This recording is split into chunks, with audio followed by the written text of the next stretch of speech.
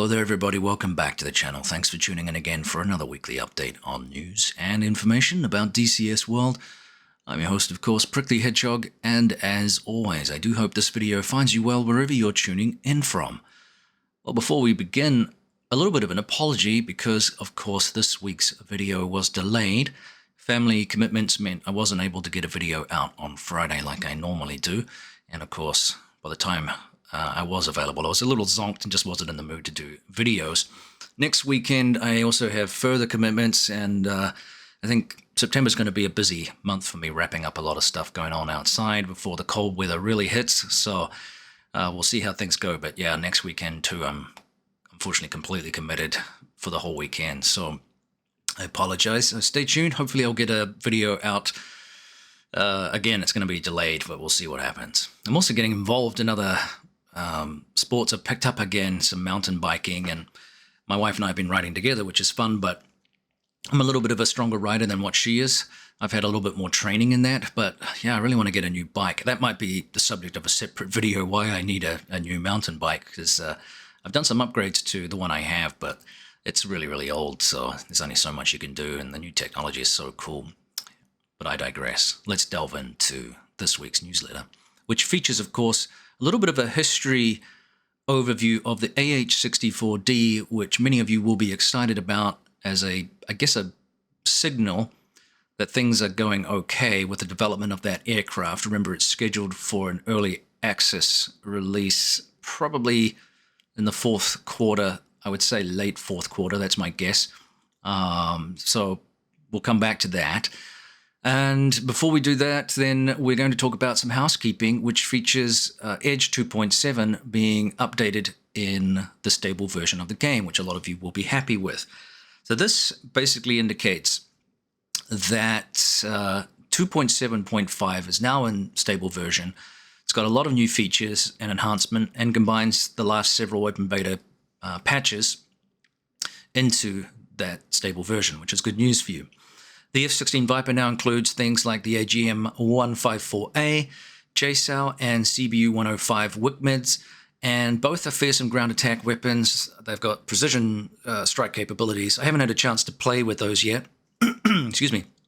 I need to find time to do that with all the other things going on. Hopefully the winter will allow me to do more flying with the Air Warfare group when Juice gets back from his long-ass section hiking extravaganza. And also as well, we have an update for you guys in stable for the Hind, and that also features many improvements, including a reworked pilot operator aiming sight and new key binding options and several others. Also, the Hornet received numerous improvements and the addition of a new alignment procedure for the helmet-mounted queuing system, and they're also working on improvements to the flight model. Further updates include the addition of the NASAMS surface-to-air missile, or SAM system, updates to Normandy, Syria, and Marianas maps, as well as a number of fixes and improvements to the DCS core engine. Excuse me, my voice is being a pain today.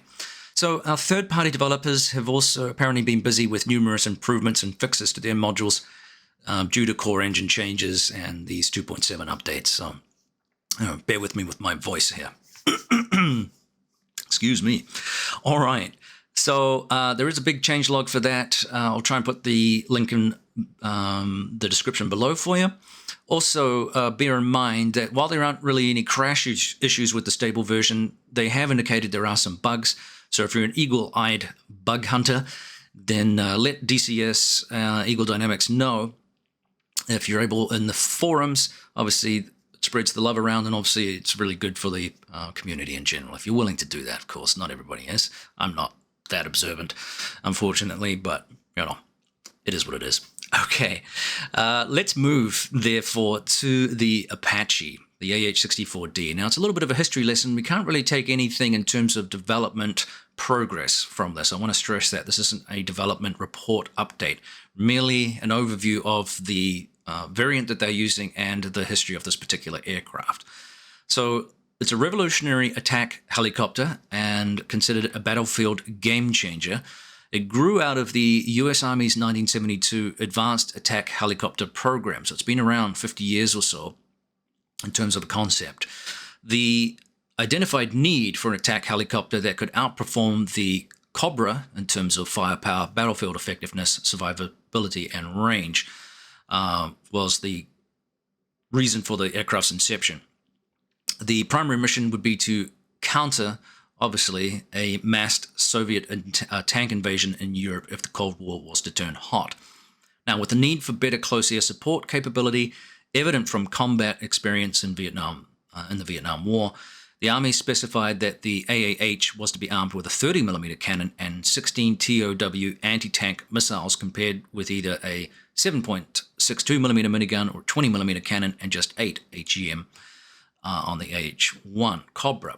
It also had to be able to survive 23mm AAA hits. So quite a list of things that they had to come up with for an effective weapons platform that could also survive in a theater of combat.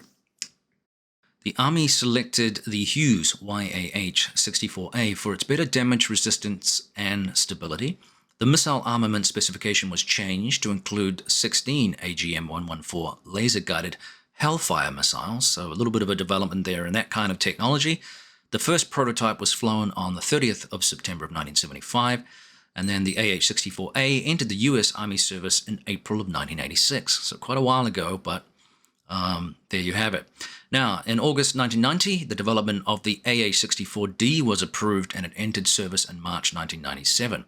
The PG-78 longbow radar and sensor suite can detect and track up to 256 targets simultaneously out to a range of 50 kilometers and engage up to 16 using fire and forget missiles. The system's raised position above the rotor hub allows the gunship to do this while remaining in cover behind buildings, trees, and masking terrain. If there are more targets than a single AH-64D can handle, then the longbow systems allow it to stream targeting information to friendly air and ground units. So we've got a pretty sophisticated platform, and obviously you could just fly it as a spotter or with other aircraft, I guess, like the Kiowa, for example. So there's going to be some interesting options for ground attack with this particular weapon, and it's obviously a lot more sophisticated than the Hind in terms of its avionics and weapon systems. Nonetheless, it's going to be a lot of fun to fly, I think, but albeit a little bit more technical in terms of those systems. Now, the aircraft obviously has extensive combat experience from 1991 and the liberation of Kuwait to Iraq, Afghanistan, the Gulf, Syria, and Libya. And there's more than 2,400 AH-64s that have been built, and it remains in frontline service with many nations around the world. So again, don't take this as a, indication of just where things are at. We don't really know how far along they are with all these weapons and other avionic systems that the aircraft has on board. It's an extremely complex aircraft. Of course, we have the monocle viewing system as well for targeting and all the rest of it. So there's quite a lot that Eagle Dynamics has to do to bring this up to, I guess, what would be a workable flying and fighting machine. But I think this indicates, again, this is speculative, that things are heading in the right direction. We are, therefore, it's quite possible, likely to see this in Q4 as promised of this year. But again, we know, as we've seen with the Mosquito, if things aren't ready, then they won't be released. So hopefully that's not the case. Hopefully we get a working helicopter of some kind by the end of this year, which is going to complement many of the other aircraft we already have. And it's certainly going to make for some very interesting mission creations for those of you that fly multiplayer and want to do multitasking sort of missions. Again, a little bit speculative. Like I said, don't take this as gospel because we don't really know where we're at. And these pictures don't, they're not a signal of where things are at. It's just a representation. There's a reason why it says work in progress in the middle of the screen.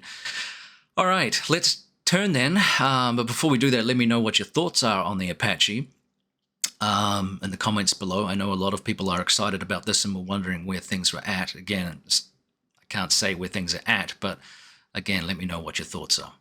All right, moving lastly here to this final chapter in the newsletter. This is a new campaign we're talking about for the MiG-21. It's by Sorrel. It's called the Battle of Krasnodar, and it features 25 missions, which is quite a few. The theater of combat is the region of Krasnodar, and you are defending basically from an invasion of UN troops. You know, if the UN's invading, things have really gone wrong. And you are fighting for the independence of Soviet Union provinces. The UN response is moderate, however, and the Soviet forces in the region are facing supply problems due to the rapid destabilization. No surprise there.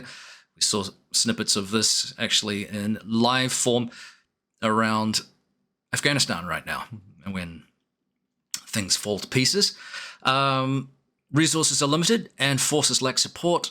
As a frontline MiG-21 BIS squadron, you will move between bases as the conflict evolves. As I said, it features 25 story-driven missions, 400 voiceovers, and a 1970s unit set. A large variety of cap, CAS, intercept, escort, and anti-ship missions are included. Detailed briefings, kneeboard files, and documentation for each of the missions is going to be available, and the campaign will be available in the eStore and on Steam as well, in the Steam shop, hopefully fairly soon. So stay tuned. Let me know what your thoughts are on that. We've seen a few campaigns now for the MiG-21, which is nice. And a bonus for those of you that enjoy Red 4 aircraft. Of course, we're still waiting for people like Razbam to come up with that MiG-23 and various others. We don't really have a modern Red 4 aircraft. There is talk of the MiG-29, but no announcements or anything yet. We need to have that in the game as well, which will really bolster the ability of Red 4 oppositional play. So stay tuned. Hopefully something comes to light about that too in the future. Speaking of Razbam, some interesting snippets from their studio. We saw some more F-15E shots and some pictures of the Atlantic map. Again, nothing indicating that this is going to be released anytime soon, as many of you know. But again, it's nice to have some showings of what is hopefully going to be available in the future. But again, don't take anything as, again, gospel for indications of release anytime soon.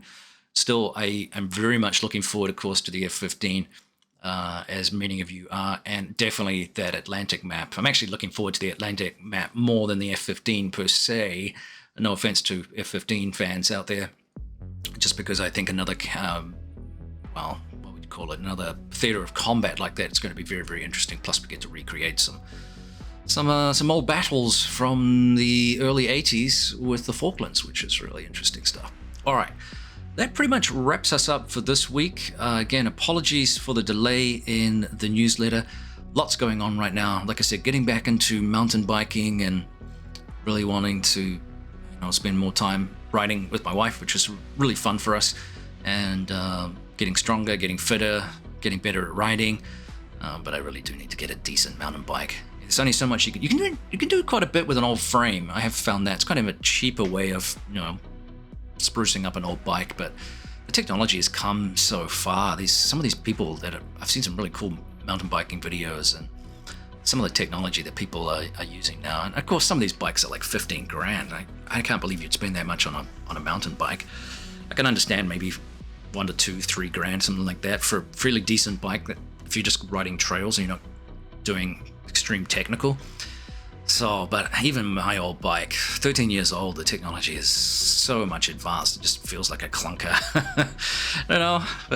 It is what it is, but at least it's keeping me fit in the interim. All right, let's wrap it up. Thank you for tuning in. Thanks for sticking with me. Thanks for all the likes and subscribes. The channel's chugging along. We're very close to 6,000 subscribers. So don't forget to hit that subscribe button. It really does help. The like button is also very important too. Shows interaction and it really helps promote the channel. And as the winter evolves into me not being able to do more work outside or not needing to, that's going to mean more videos, hopefully over this next 3 to 4 months. So stay tuned. All right, guys and ladies, thanks for tuning in. We'll see you next time. This is Prickly Hedgehog out. Take care.